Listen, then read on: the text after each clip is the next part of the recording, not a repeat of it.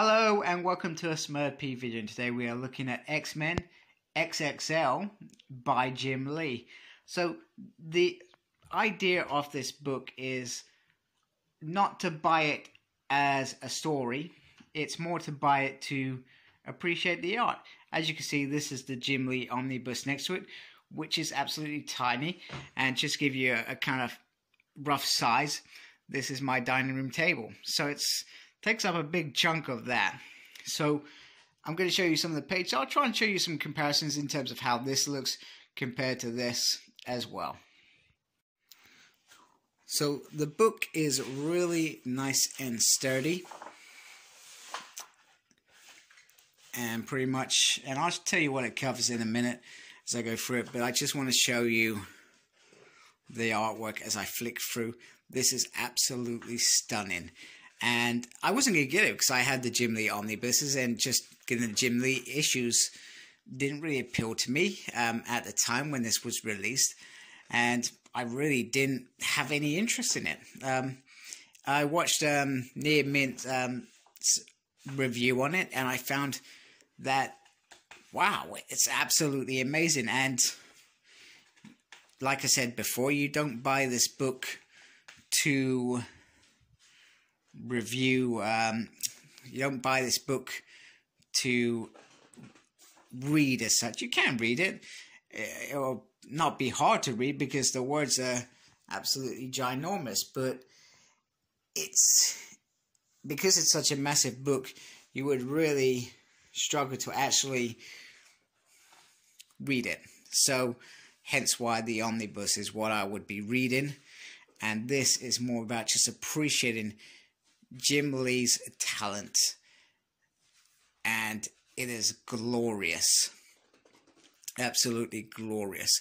Now, I enjoyed this run of X-Men. Was one of my favorites. It led into the Murder Island saga, which was one of the earliest stories that I read,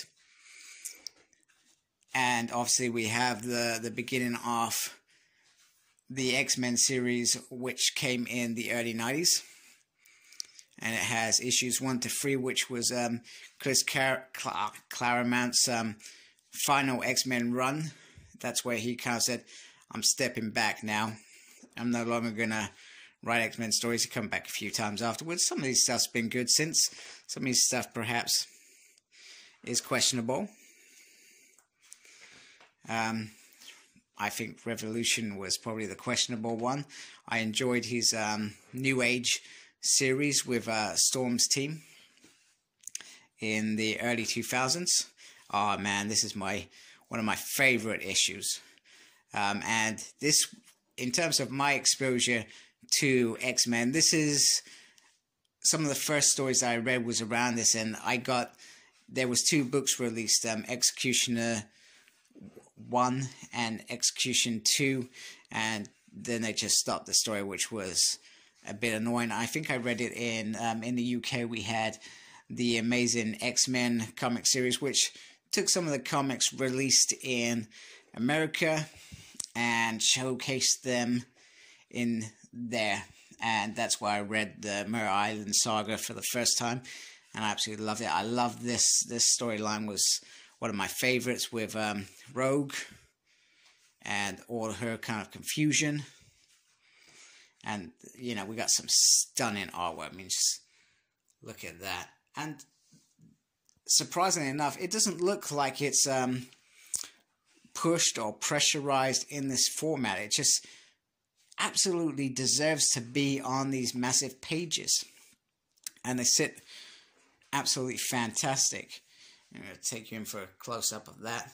You just see it just sits nicely. It's like it was always meant to be. And this begins kind of Rogue's Savage Land adventure, where she comes across Magneto, and they kind of have a little romance thing going down. You know, once again, stunning. We get a bit of Nick Fury in there. I really love this. This run was absolutely phenomenal. I'm trying to think if this is in the volume that I'm going to show you, that side, or whether this is in volume 1. Maybe it's the case I show you just what's in volume 2.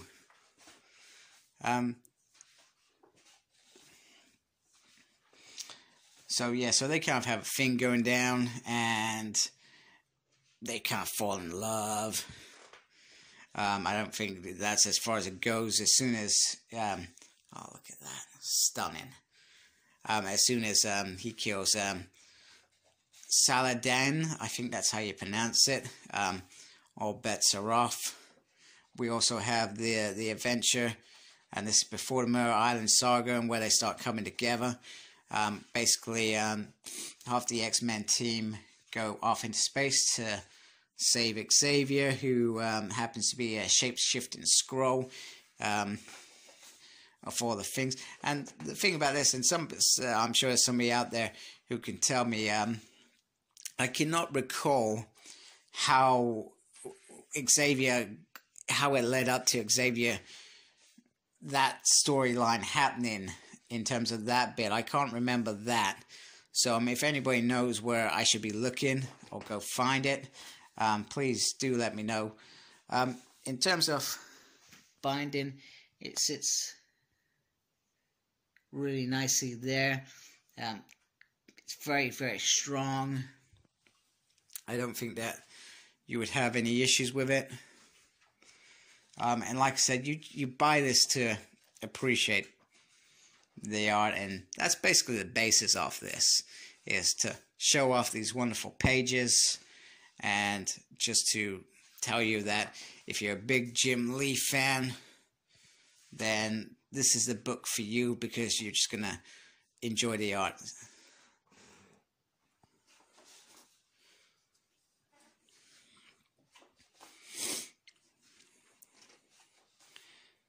I love this.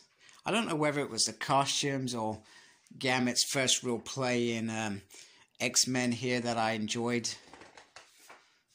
Or the fact that they were reunited with Xavier, and that obviously leads into the Mirror Island saga. I'll keep battering on about that, because that's one of my favorite storylines. In fact, before I got the Jim Lee, the second omnibus, I deliberately went out to buy that series of in comics as well, because I was so desperate to read it, because I hadn't read it for years.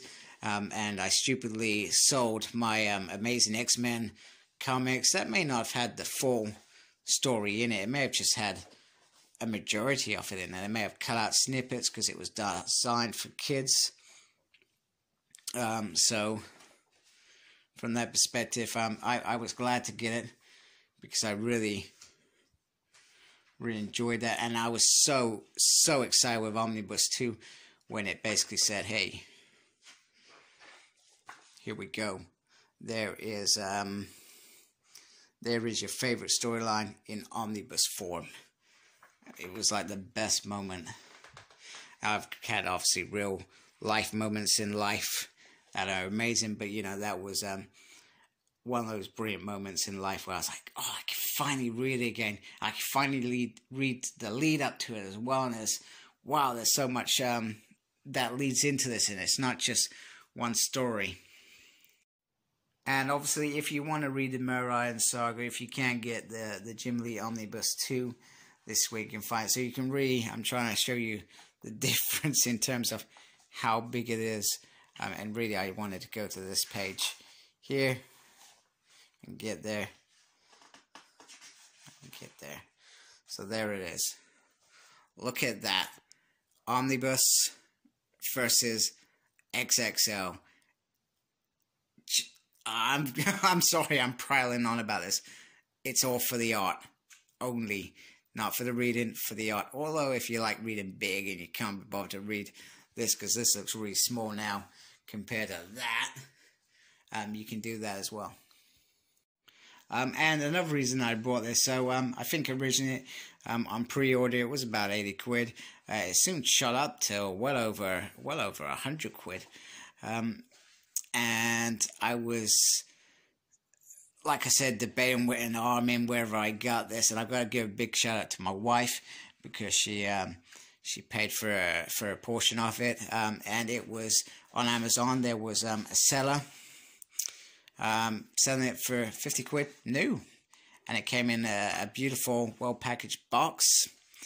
And I'm gonna be honest, I can't remember what that seller is, but that's Amazon UK, and that was probably just after Christmas I brought it. So very nice. A nice thing about this is you got the free issues, which is a classic tale of kind of Magneto's return to form, which is great. Chris was, I think, a great advocate of bringing Magneto back to, hey, I'm a bad guy, no longer a nice guy. That's my Billy Eilish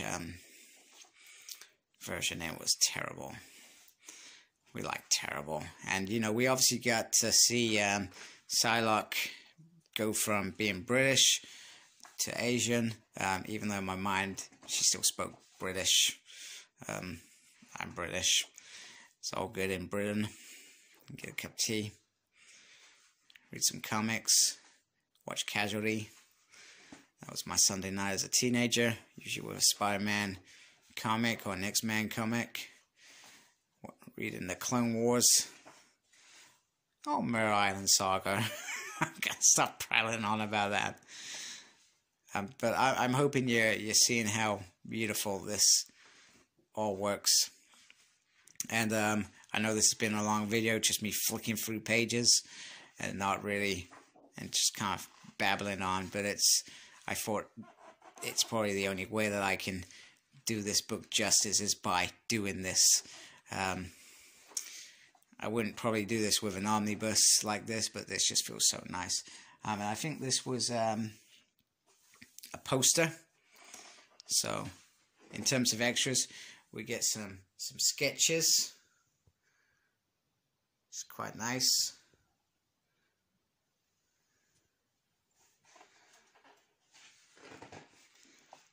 And some more. And this was probably the basis of that incredible variant issue 1. Costume designs. And this is why it's always remembered for. And we got this. It's quite nice. Absolutely beautiful. So this was trade paperback, this cover here. Anniversary. So very nice. And here's the back. And they make a big splash. They talk about the synthesis of the story.